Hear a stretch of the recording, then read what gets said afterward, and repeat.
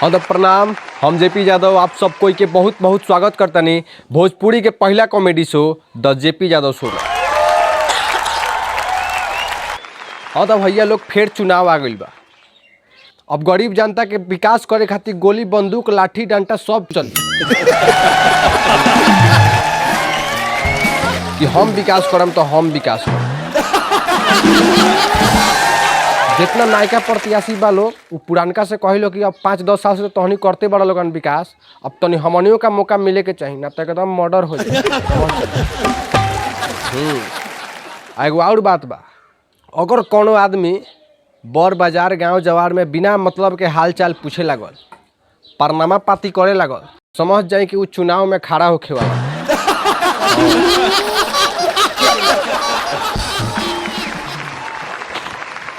प्रणाम चाचा प्रणाम।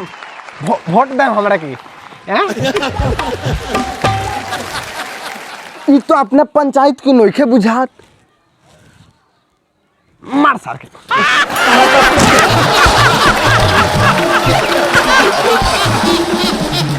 आई बैठी बैठी बैठी। हाँ तो कौना पद से खड़ा बनी रहुआ?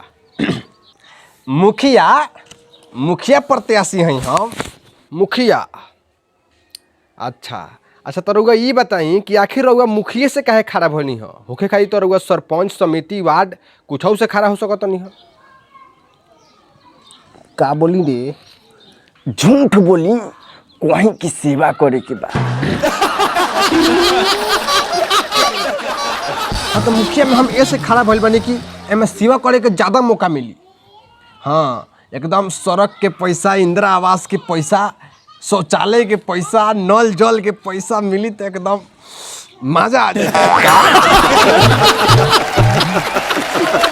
अरे महाराज, यहाँ का कहे के मतलब ई बा, यहाँ का जब वो पैसा से जनता के सेवा करेम, गरीब के भलाई करेम और समाज के विकास करेम तो यहाँ का बहुत मजा आए। हाँ महाराज, यहाँ के मुखिया बनाई लोनी ना, जनता के जितना पैसा बा सब जनता में जाए, यहाँ का 1 रुपया ना रखे। का तोहनी तो कहल कि मुखिया में बहुत आमदनी बा, आ ये कह के डेली मुर्गा दारू कचरा तरह से अब बात रहा कि जनता के पैसा जनता लगे जाई। हट साला हम अब चुनाव सब झूठो के कहते हैं, सब लोग कहले सब। अरे चुनाव का बाद जनता का जानते कि पैसा कहाँ गोल कहाँ आए, सब कही वाला बात है। तो अच्छा रहुआ ये बताई कि अगर रहुआ मुखिया में जीत जातनी तो रहुआ कौन कौन काम करे? काम तो बहुत करे के बा, बहुत काम बाकी बा। सबसे पहले तो एगो स्कॉर्पियो खरीदे, ओकरा बाद गांव में 3 ताला घर बनावे के बा, 15-20 बीघा जमीन देख ले बानी, ओकरा बाद पैसा बाची कमी नहीं हुई तो 4-5 गो ट्रको खरीदाई। अरे महाराज चुप, हम रउआ के 100 बार समझावत नहीं कि सच मत बोली, बाकी रउआ तो बुझात नहीं कि। देखी लोग यहाँ का झूठ बोलते नहीं हो, मजाक करते नहीं हो ना, तो यहाँ का तो एकदम सादा जीवन जियल आदमी हो, बिल्कुल साधु संत लेखा। का? अरे महाराज यहाँ का तो पहले दारू बेचत नहीं।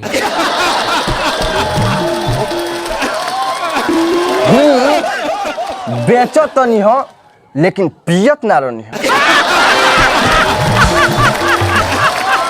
यहाँ का संत आदमी हो, एकदम यहाँ के आंख मुद के वोट दी लोग। हाँ आँख खोल के तई के कोई वोट देबो ना करी का ना कुछ। हाँ तो ये कहत नहीं हम, यहाँ के एकदम आंख मुद के वोट दी लोग। यहाँ का बहुत ईमानदार आदमी हो, यहाँ का कौन स्कॉर्पियो नखे किने के। हमरा स्कॉर्पियो के बारे में कुछ मत कहिए बबू, हम सब कुछ बर्दाश्त कर लें, लेकिन हमरा स्कॉर्पियो के बारे में कुछ कह दे तो हमरा से बेजाय कोई ना हुई। हाँ साली यही खातिर मुखिया में खड़ा भइल बनी कि मुखिया बन जाए तो स्कॉर्पियो में बैठ कर ऑर्केस्ट्रा देखे जाए। अब तो इतनी कहता लोगन कि स्कॉर्पियो किनेबे ना करी।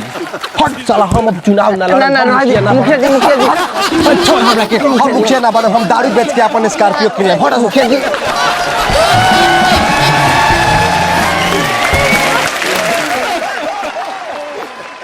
हाँ तो वो लोग तनी आँख खोल के वोट दे हम लोगन, यहीं कोनो स्कॉर्पियो किने वाला आदमी के मुखिया मत बना दे हम लोगन, ना तो फिर उहे होई जौन होता।